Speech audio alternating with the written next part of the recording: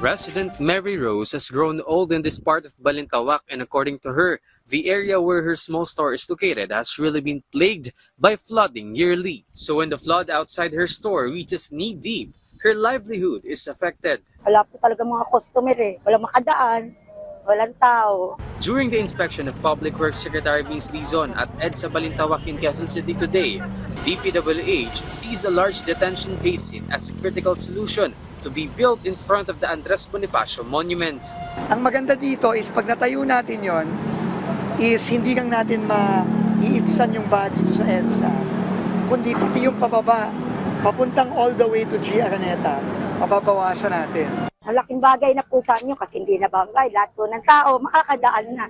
Wala po kasi talaga makadaan dyan pag mataas ng tubig. The project is expected to be completed before the next rainy season next year once the right-of-way in the area is resolved. Secretary Dizon also expressed gratitude to North Luzon Expressway President Luis Reñon as NLEX will partner with DPWH for the construction of the detention basin. Secretary Dizon also emphasized that aside from reducing flooding in the area, the detention basin will also help provide irrigation and water supply during the dry season.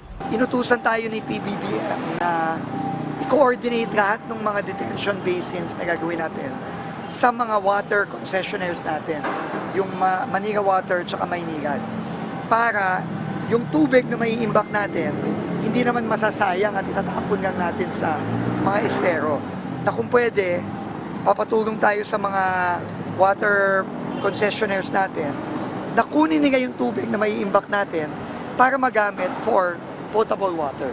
Instead of discarding the collected water, water concessionaires will retrieve it, process it through several treatment plants, and supply clean water to various communities. The Secretary assures that the project aligns with the Drainage Master Plan of Quezon City. He also noted that the agency is now stricter regarding projects that communities truly need. Wala na yung mga dating gawi sa budget. Napansin nyo naman, no? Talagang nanggaling yan sa baba, sa community. Kumpleto ang mga requirements dapat. Wala na yung project title lang tsaka cost. So hindi ngayon basta-basta na lang pipirma ang mga DE kasi may takot sila Kasi nakapirma sila dyan. Pag yan may problema, papakita ko sa kanila yan. Papakita ko yan sa NBI o sa Ombudsman. Open and shut yan. Makukulong to mga DE na to. DPWH continues to reassure that their programs and projects that provide relief to our countrymen remain uninterrupted in accordance with the directive of President Ferdinand R. Marcos Jr. J.M. Thompson for The Nation.